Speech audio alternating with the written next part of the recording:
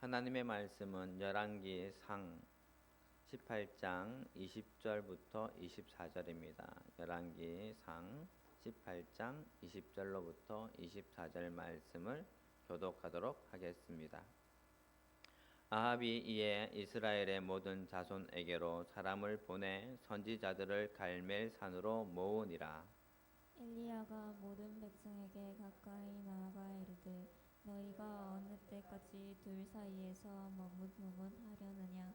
여호와가 만일 하나님이면 그를 따르고 바알이 만약 하나님이면 그를 따를지니라 하니 백성이 말 한마디도 대답하지 아니하는지라. 엘리야가 백성에게 이르되 여호와의 선지자는 나만 홀로 남았으나 바알의 선지자는 450명이로다.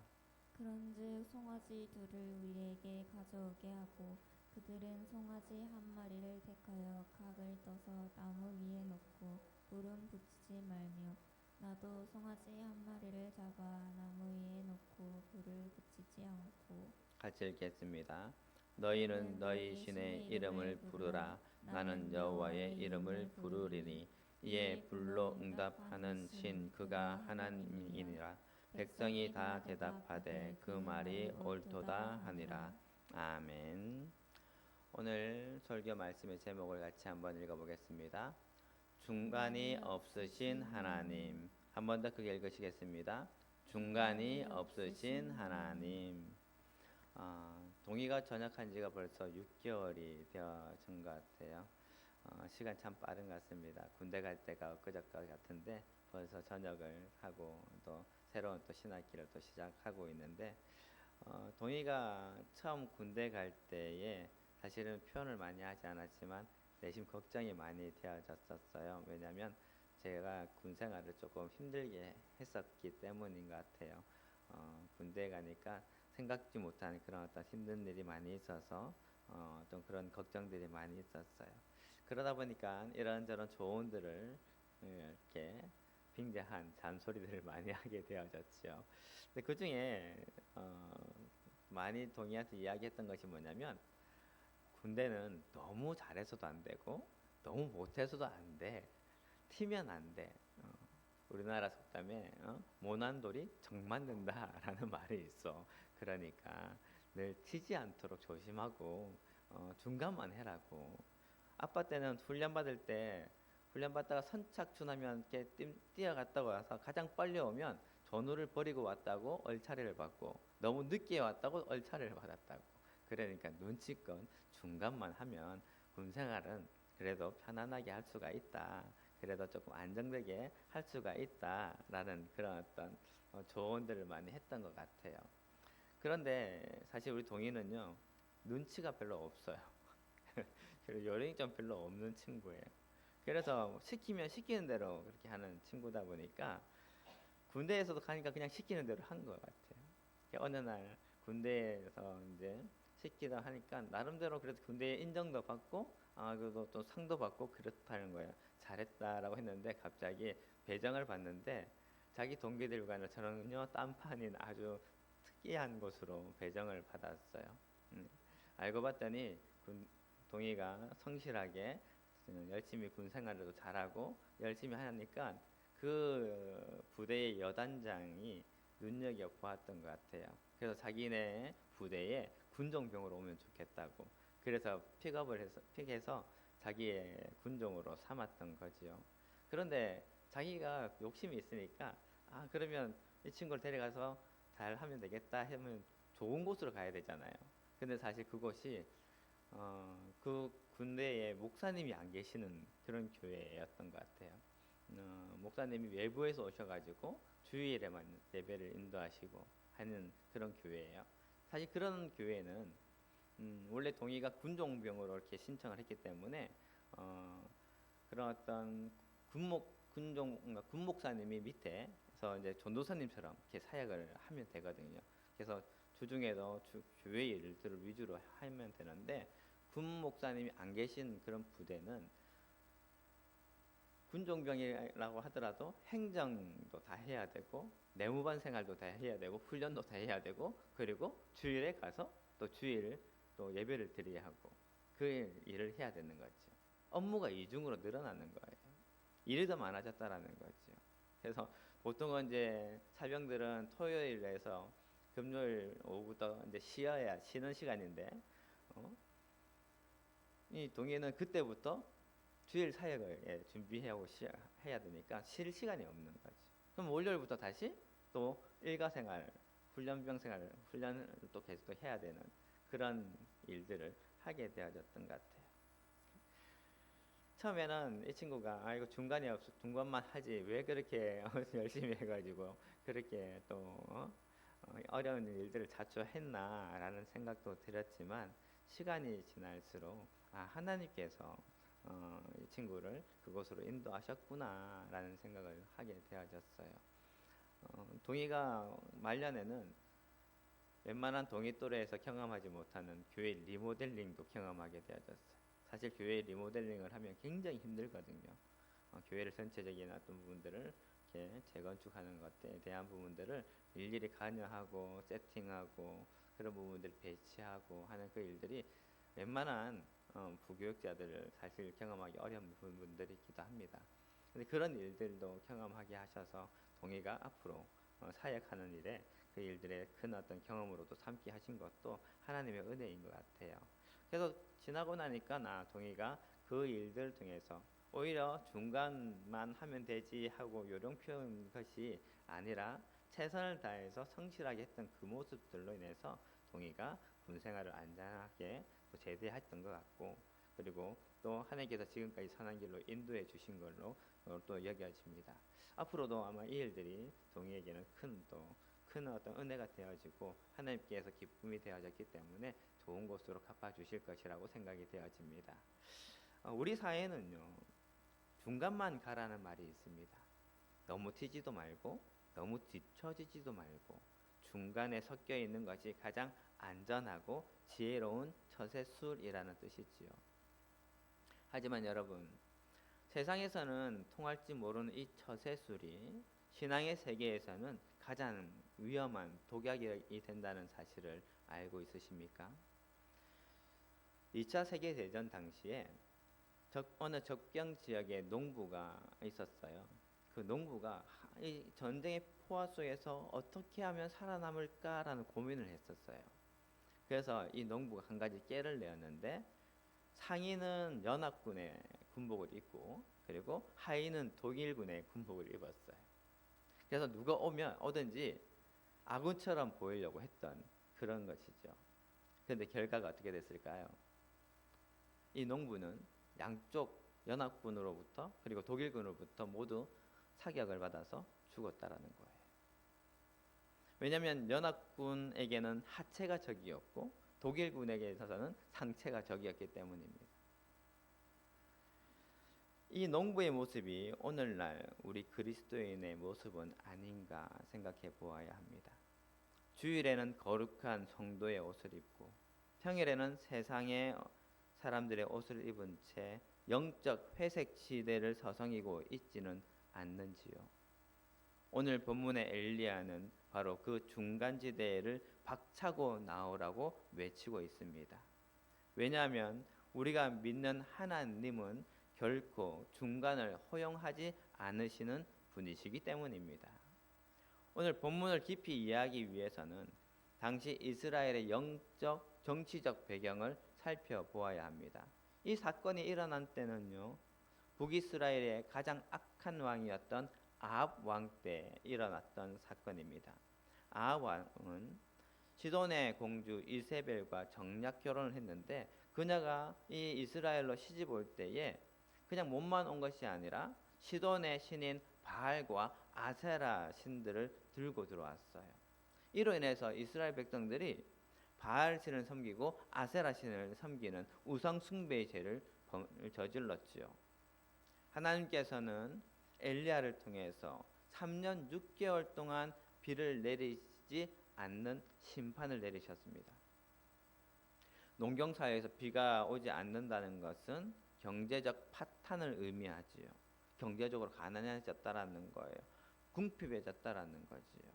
그런데 아이러니한 점은 당시에 이스라엘 백성들이 섬기던 바알이 폭풍의 신 비의 신이었다라는 거예요. 하나님은 바알이 주관하고 한다고 믿었던 비를 멈추게 하심으로 누가 진짜 하늘의 주인인지를 물으셨던 겁니다. 오늘 대결 장소인 갈멜산은요, 지중해 연안에 위치해 있는 산입니다. 평소에 비가 많이 와서 수목이 많이 우거진 곳이에요. 바알 숭배자들에게 이 바알의 성지와 같은 곳이 바로 갈멜산이었습니다. 하나님은 적진의 심장부나 다름없는 갈멜산으로 바알 선지자들과 아세라 선지자들을 불러내신 것이죠. 이것은 적당한 타협이 아니라 악의 뿌리를 뽑으시라는 하나님의 정면 승부였습니다. 엘리야가 갈멜산에 모인 모든 백성들 앞에 서서 첫 마디를 던집니다. 너희가 어느 때까지 둘 사이에서 머뭇머뭇하려느냐. 여기서 우리가 주목해야 할 단어는 머뭇머뭇하다입니다. 히브리어 원어로 파사흐라고 합니다. 이 파사흐라는 단어는요, 단순히 생각이 많아서 주저하다라는 뜻이 아닙니다. 본래의 의미는 절뚝거리다, 비틀거리다라는 뜻입니다. 마치 한쪽 다리는 짧고 한쪽 다리는 길어서 제대로 걷지 못하고 뒤뚱뒤뚱 하는 모습을 형상화한 것이지요. 당시 이스라엘 백성들은 하나님을 완전히 떠난 것이 아니었습니다. 그들은 여호와께 제사도 드렸습니다. 하지만 동시에 바알 신전에도 갔다는 것이지요. 여호와는 우리의 조상들의 신이니까 지켜야 하고, 바알은 지금 당장 먹고 사는 비를 주니까 포기 못해 라는 그런 식이었습니다. 이것은 바로 혼합주의를 의미합니다. 하나님은 이런 모습을 보면서 너희는 지금 신앙의 길을 걷고 있는 것이 아니라 영적으로 절뚝거리고 있다라고 질책하고 계신 것이죠. 우리 같이 요한계시록 3장 15절 16절 말씀을 읽어보겠습니다. 내가 내 행위를 아노니 내가 차지도 아니하고 뜨겁지도 아니하도다. 내가 차든지 뜨겁든지 하기를 원하노라. 내가 이같이 미지근하여 뜨겁지도 아니하고 차지도 아니하니 내 입에서 너를 토하여 버리리라. 아멘. 하나님은 우리의 믿음의 행위가 차지도 뜨겁지도 않는 미지근한 태도를 싫어하십니다. 그래서 그들에게 복을 주시기는커녕 입에서 토하여 버리시겠다고 선포하고 계십니다. 하나님은 우리 인생에서 여러 옵션 중에 하나가 되기를 거부하십니다. 하나님은 우리의 마음의 50%를 차지하는 것이 아니라 100%를 통치하시는 주권자가 되시기를 원하십니다. 그러므로 중간지대는 안전한 곳이 아니라 하나님께 구토감을 드리는 불신앙의 자리임을 반드시 기억하시기 바랍니다. 그러면 왜 하나님은 중간이 없으신 분이실까요? 왜 하나님은 이토록 단호하시며 왜 적당한 타협이나 중간지대를 허용하지 않으시는 것일까요? 그것은 하나님의 존재 자체가 절대적인 빛이기 때문입니다. 요한일서 1장 5절에 보면 하나님은 빛이시라 그에게는 어둠이 조금도 없으시다는 것이니라 라고 말씀하시면서 하나님을 빛이라고 정의하고 있습니다. 물리적으로 빛이 들어오면 어둠은 즉시 물러가죠. 약간의 어두운 빛이나 밝은 어둠 같은 중간 상태는 존재할 수가 없습니다. 하나님의 거룩함은 죄와 섞일 수 없는 절대적인 순결이기 때문에 그분 앞에 서는 자에게도 섞이지 않는 순전함을 요구하는 것이지요. 또한 하나님이 중간을 허용하지 않으신 이유는 그분이 최고 중에 하나가 아니라 유일하기 때문입니다. 이사야 45장 5절 상반절에 보면 나는 여호와라 나 외에 다른 이가 없나니 나밖에 신이 없느니라 라고 말씀하고 있습니다. 만약 하나님이 여러 신 중에 하나라면 우리는 비중을 나누어서 섬길 수가 있을 것입니다. 하지만 만물의 근원이 하나이듯이 우리의 영혼의 뿌리도 하나여야 합니다. 하나님께 중간을 드리는 것은 그분의 유일한 신성을 부정하는 것과 같습니다.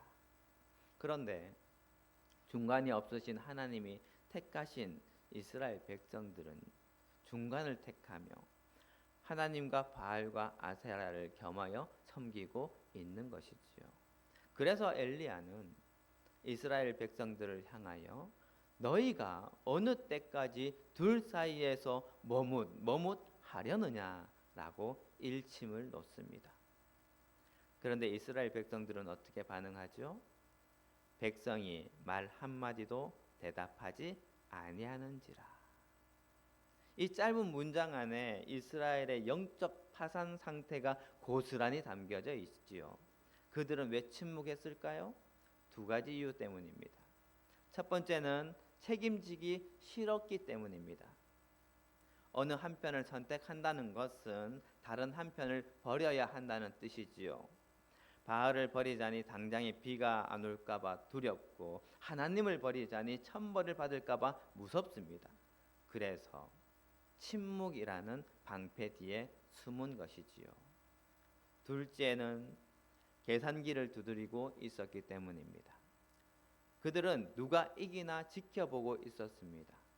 엘리야의 기도가 응답이 되면 하나님 편에 서고 바알의 기적이 나타나면 바알 편에 서겠다는 기회주의입니다. 그러나 진리 앞에서 침묵은 곧 거부이지요. 독일에 행동하는 신학자 디트리 보네포는 그의 저서에서 나를 따르라 에서 값싼 은혜란 회개 없는 용서, 고난 없는 부활, 결단 없는 제자의 삶이다. 참된 은혜는 나를 부르신 주님 앞에 내 생명 전부를 거는 값비싼 결단을 요구한다 라고 현대 그리스도인들이 머뭇거리는 이유를 값싼 은혜 때문이라고 꼬집고 있습니다.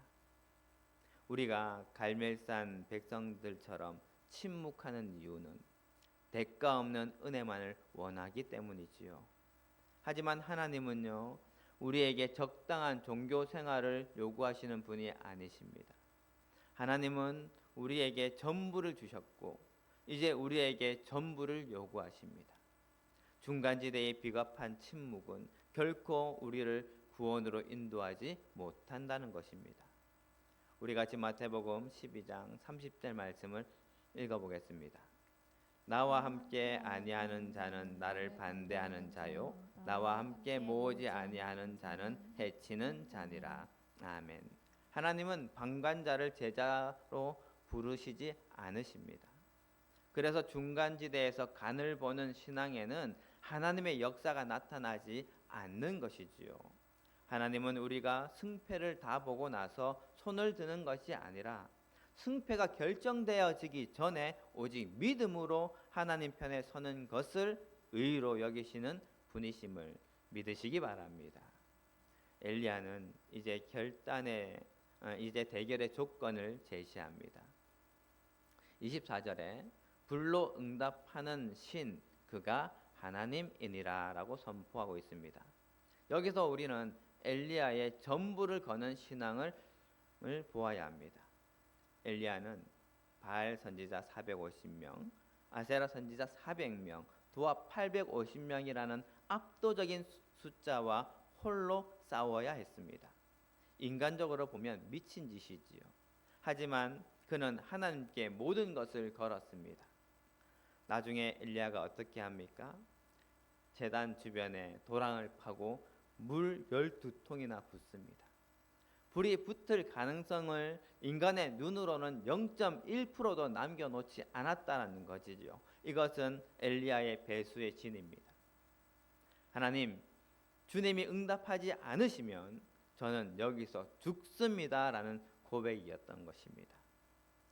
중간이 없으신 하나님은 바로 이렇게 적당한 보험을 다 해지하고 주님께만 매달리는 사람에게 불을 내리십니다. 우리가 왜 하나님의 능력을 경험하지 못합니까?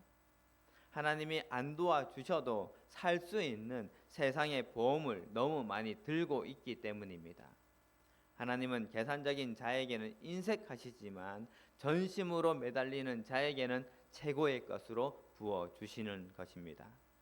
그렇다면 하나님은 왜 우리에게 이토록 엄격하게 양자택일을 요구하시는 것일까요?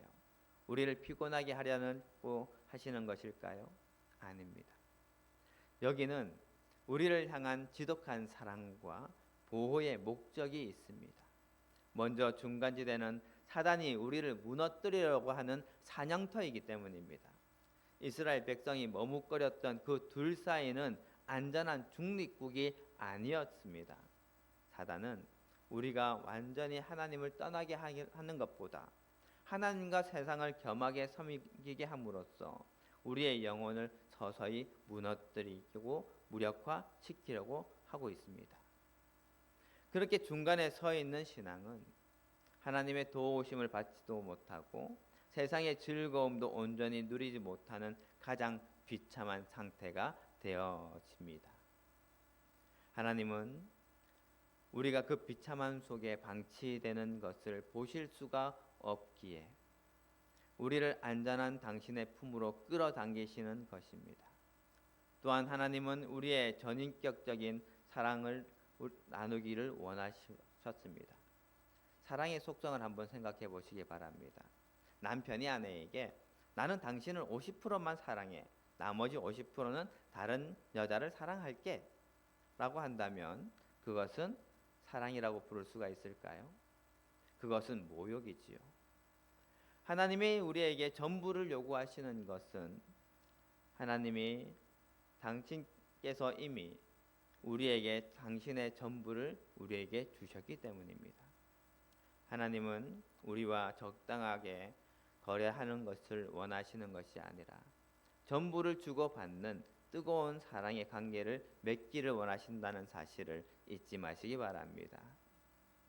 사랑하는 우리 명지교회 성도 여러분, 하나님은 결코 적당한 타협이나 어설픈 중간지대를 우리 앞에 두지 않으셨습니다. 하나님께서는 오늘 우리에게 이렇게 선포하십니다. 우리 같이 신명기 30장 19절 20절 말씀을 읽어보겠습니다. 내가 오늘 하늘과 땅을 불러 너희에게 증거를 삼노라. 내가 생명과 사망과 복과 저주를 내 앞에 두었은즉 너와 내 자손이 살기 위하여 생명을 택하고 내 하나님 여호와를 사랑하고 그의 말씀을 청종하며 또 그를 의지하라. 그는 내 생명이시요 내 장수이시니 여호와께서 내 조상 아브라함과 이삭과 야곱에게 주리라고 맹세하신 땅에 내가 거주하리라. 아멘. 하나님은 우리 앞에 펼쳐놓으신 것은 적당한 복이나 적당한 저주가 아닙니다. 그 사이에 회색 지대도 없습니다. 오직 생명과 사망, 복과 저주 두 갈래 길뿐이지요. 우리가 하나님과 세상 사이에서 머뭇거리는 그 순간에도 실상은 생명이 아닌 사망을 향해 한 걸음 내딛고 있고 있다는 것을 우리는 깨달아야 합니다. 그러므로 우리가 하나님과 세상 사이 그 위태로운 중간지대에서 내려와 오직 하나님 편에 온전히 서게 될 때에 비로소 놀라운 영적인 역사가 시작됩니다. 우리가 나의 모든 주권을 주님께 내어드리는 순간 하나님은 우리의 모든 문제를 당신의 문제로 여기시고 친히 책임져 주시는 나의 아버지가 되어 주실 것입니다. 이제 여러분의 마음을 더 이상 세상의 계산기에 맡기지 마십시오. 이 정도면 됐지라는 안일한 중간지대에서 단호히 일어나십시오. 여러분의 가정에서, 일터에서, 그리고 무너진 기도의 재단에서 오직 주님만이 나의 유일한 소망이심을 선포하시기 바랍니다. 그리고 중간이 없으신 하나님께 여러분의 전부를 거십시오. 우리를 위해 전부를 던지신 하나님께서 전심으로 주를 향하는 여러분의 삶 속에서 하늘의 불로, 응답의 불로 반드시 역사하실 것입니다. 이 선명한 믿음의 길을 당당히 걸어가시는 여러분이 되시기를 주님의 이름으로 간절히 축복합니다. 기도하시겠습니다.